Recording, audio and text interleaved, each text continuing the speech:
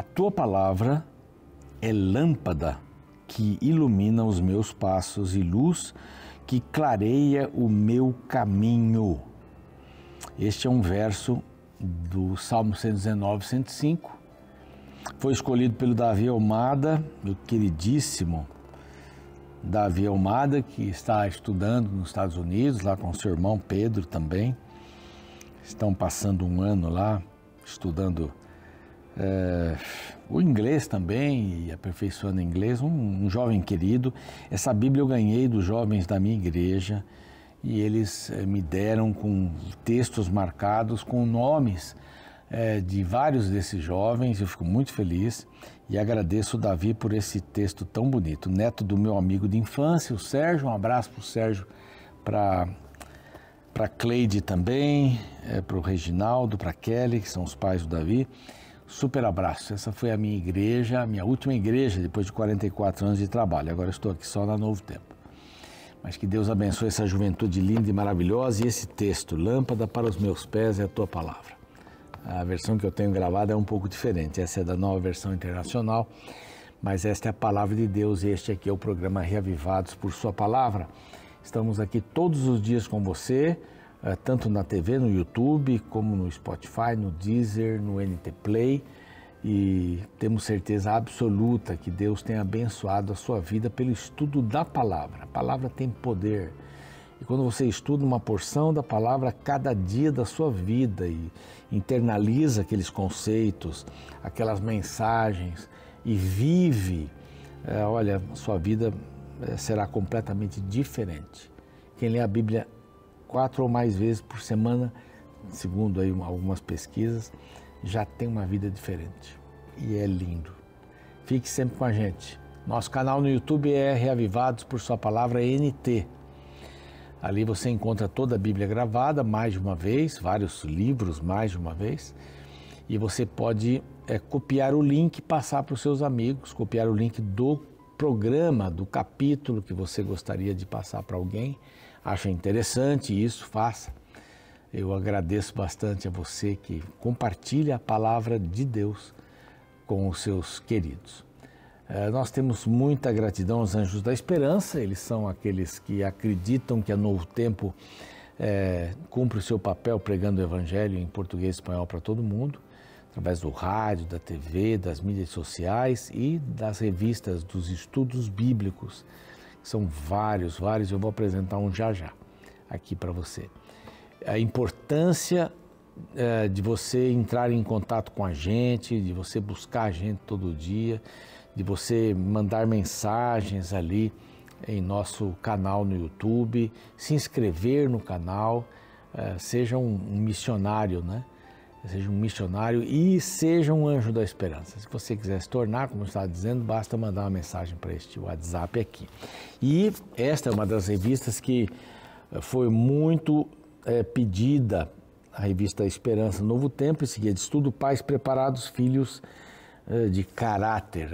A coisa mais importante para um filho não é você colocá-lo numa universidade federal, estadual, que seja uma universidade particular. A coisa mais importante, isso daí é fundamental, mas mais importante é o caráter, trabalhar o caráter. E essa revista vem dando boas dicas e sugestões. Peça por este outro WhatsApp aqui, é diferente daquele dos Anjos da Esperança, você vai receber pelo correio, tá bom?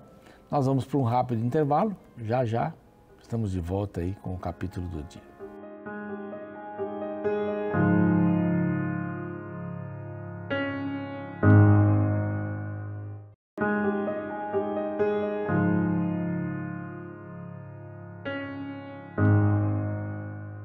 O intervalo foi rápido. Na TV, no YouTube você sabe que não temos o intervalo, só as vinhetas.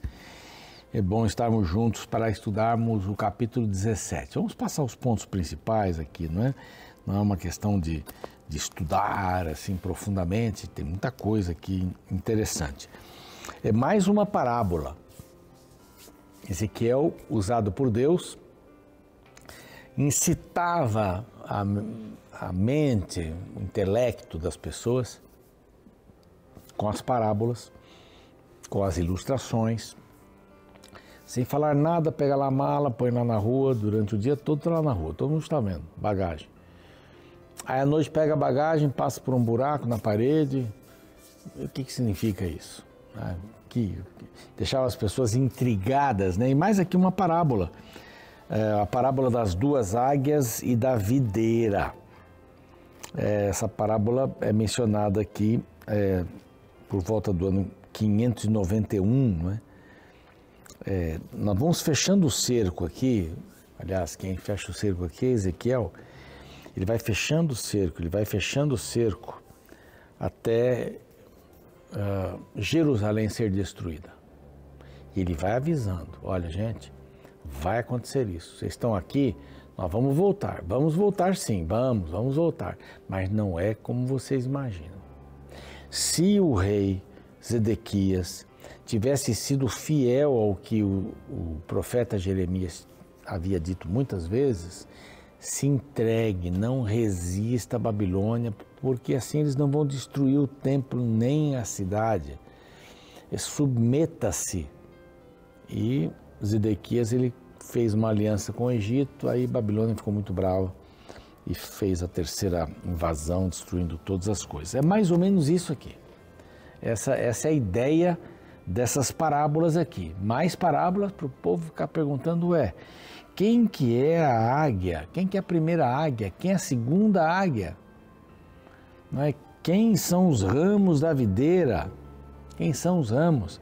Então nós vamos aí partir para a primeira pergunta, né? Quem são as águias? Né? Quem é a primeira águia? E Filho do Homem propõe um enigma, uma parábola.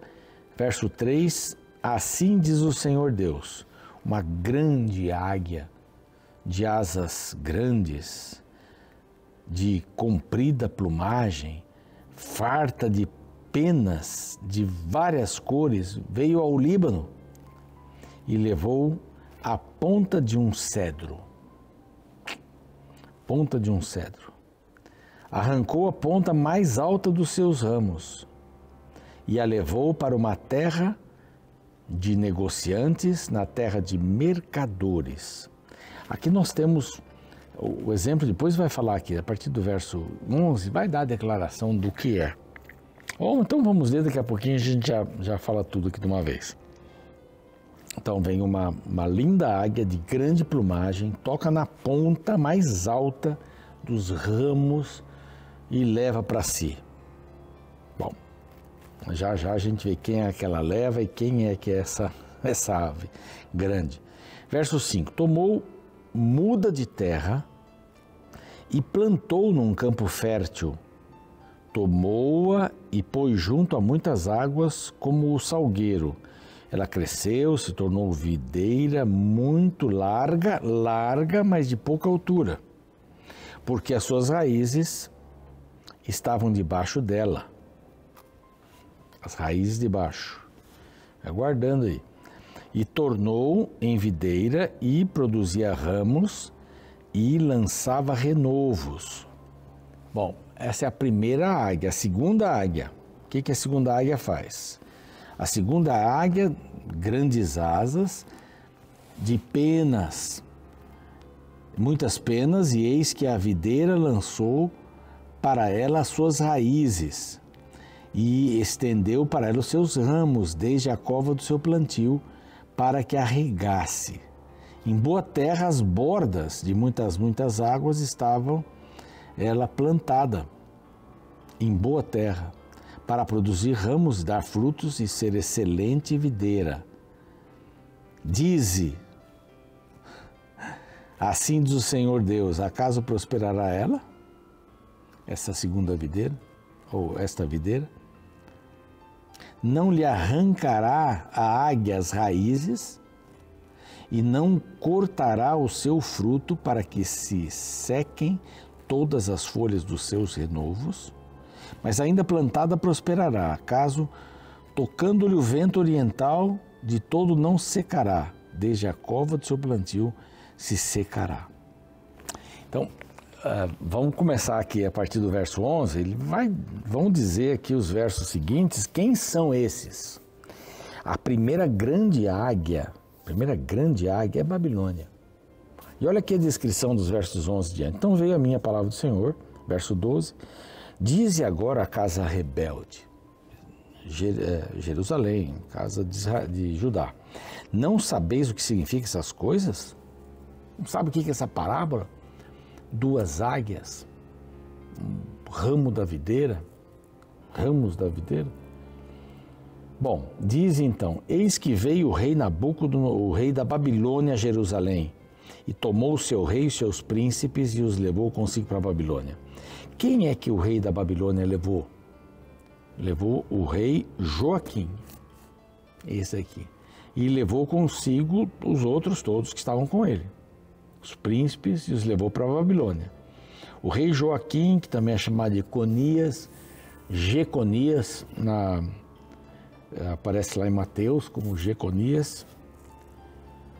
Então, o rei da Babilônia vem e toma Joaquim e o leva e sua família lá para a Babilônia. Tomou um da estirpe real e fez aliança com ele, esse é Zedequias. Quando ele toma esse rei e leva para a Babilônia, ele coloca Zedequias no lugar do rei. Só que Zedequias é um rei fantoche, é um rei que tinha que estar submisso.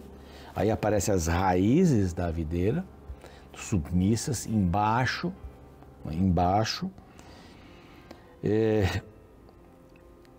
Que verso que a gente estava lendo? Aqui, o verso 14. Para que o rei ficasse humilhado e não se lhe levantasse, mas, guardando a aliança, pudesse subsistir. O que aconteceu aqui com Zedequias? Ele era o rei, Deus já tinha planejado estabilidade para suas terras sem a presença do Egito. Mas o que faz esse camarada, esse Zedequias? Ele cresce de lado, ele não é poderoso, porque ele está submisso, suas raízes estão submissas à primeira águia. Ele vai e busca a segunda águia, que é o Egito. E o faraó Ofra. E pede ao faraó Ofra que os livre das mãos dos babilônicos. Grande erro que Jeremias tinha falado para ele. Zedequias, não insurja contra o rei da Babilônia. Seja submisso, que daí não morre ninguém, você vai ficar aí tranquilo, eu vou resolver o problema aqui com os refugiados, vão voltar em algum momento, a história seria outra. Mas ele insistiu, pediu ajuda, e eles não puderam ajudar. Aqui diz assim, mas se rebelou contra o rei da Babilônia, enviando seus mensageiros ao Egito, pediu ajuda para o Egito. Ele vai violar a aliança e vai escapar? Não. A Babilônia vai vir com tudo sobre eles. E no meio da Babilônia será morto. Ele fugiria, seria pego, levado à Babilônia cego e lá ele morreria. Foi uma aliança rompida. Zedequias se achou, né? Mas a rede, verso 20, a rede do Senhor o prendeu na Babilônia. A rede o prendeu. Todos os seus fugitivos também cairão à espada. E agora vem a parte final. A parte final é bem interessante. Tem uma ligação com Davi. Davi é o renovo do cedro forte. Então, Davi, no verso 22, é mencionado assim.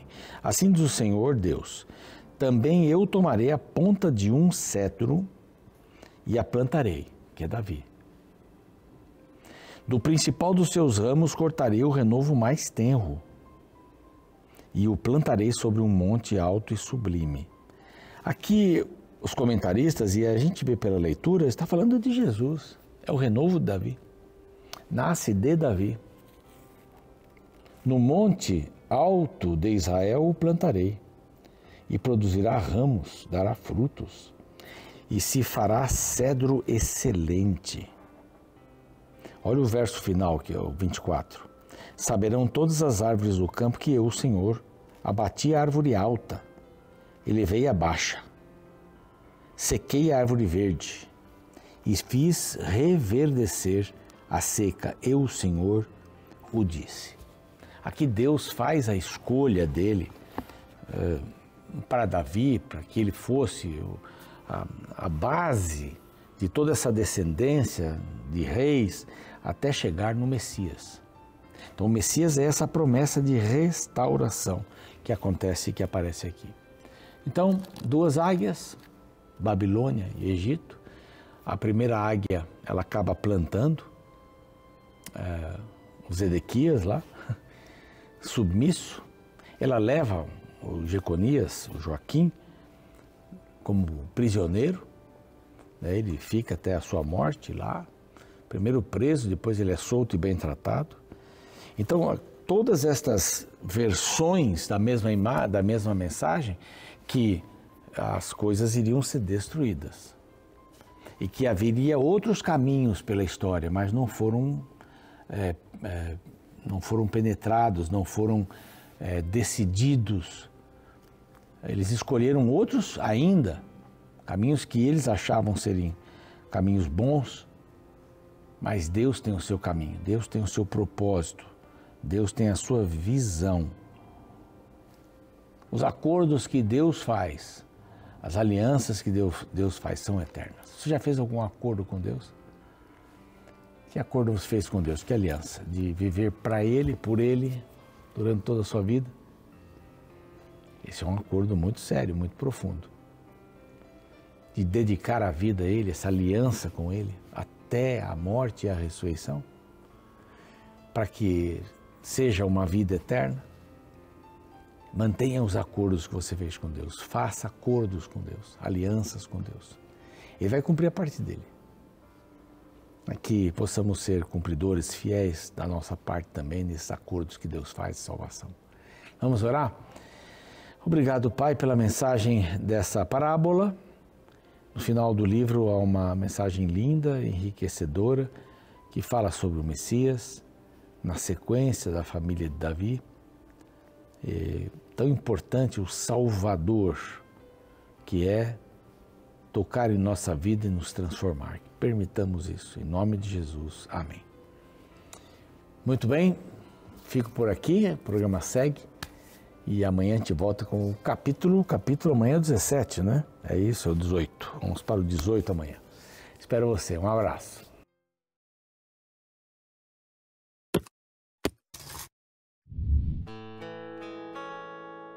Você é uma pessoa confiável? As pessoas acreditam no que você promete. Eu me recordo de um pai que prometeu jogar bola com um filho de 8 anos. Porém, por causa do trabalho corrido, ele acabou se esquecendo do compromisso e só conseguiu chegar em casa muito tarde da noite. Para sua surpresa, mesmo em um horário tão avançado, o filho ficou acordado aguardando-o sentado na porta da frente com a bola debaixo do braço. Quando seu pai o viu, imediatamente correu, o abraçou e lhe perguntou: "Filho, por que você não foi dormir?" O menino então respondeu: "Eu estava esperando o senhor chegar para ir jogar bola comigo. Como o senhor prometeu, eu sabia que o senhor cumpriria." Esta história me lembra de um tempo em que a palavra de um homem valia muito. Uma frase bem conhecida antigamente era: "Promessa é uma dívida." Porém, muita coisa mudou. Hoje em dia, tudo tem que ser assinado, reconhecido em cartório e cercado de testemunhas para ter algum valor. A razão é que, por causa da desonestidade, as promessas perderam sua credibilidade. Promessas quebradas é um tema que surge no capítulo 17 do livro de Ezequiel. Nesta sessão, o profeta apresenta uma mensagem de repreensão ao povo de Israel que havia quebrado um compromisso. No texto bíblico, o profeta empregou a imagem do cedro e da videira para referir-se alegoricamente a um episódio de importância decisiva na história de Israel. Nabucodonosor, representado por uma grande águia, deportou para a Babilônia o rei Joaquim e colocou em seu lugar o rei Zedequias, impondo-lhe um juramento de fidelidade. Mas Zedequias não cumpriu seu compromisso. Violando o juramento de fidelidade, ele buscou a proteção do faraó do Egito, representado no texto como outra grande águia. Porém, revoltado com essa traição, Nabucodonosor lançou o seu último ataque contra Jerusalém, destruindo-a completamente. Diante do ocorrido, Deus enviou uma mensagem de lamento pelo povo sofrer as consequências de um compromisso desonrado. A partir do verso 16, lemos: "Tão certo como eu vivo, diz o Senhor Deus, no lugar em que habita o rei que o fez reinar, cujo juramento desprezou e cuja aliança violou, sim, junto dele, no meio da Babilônia será morto." Faraó, nem com grande exército, nem com numerosa companhia, ajudará na guerra, levantando tranqueiras e edificando baluartes para destruir muitas vidas, pois desprezou o juramento, violado a aliança feita com um aperto de mão, e praticou todas estas coisas. Por isso, não escapará. Interessante como o texto apresenta uma cena ainda comum em nossos dias, que é o aperto de mãos. Já na antiguidade, tal cumprimento simbolizava um compromisso sério entre duas pessoas. Porém, mesmo prometendo uma coisa para a Babilônia, o rei Zedequias fez outra. E como ele demonstrou não ser confiável, Nabucodonosor decidiu destruí-lo. Depois desta falha, nunca mais o relacionamento entre os monarcas foi o mesmo. Afinal, como alguém acertadamente declarou, a confiança demora uma vida toda para ser construída, mas pode ser destruída em um único momento.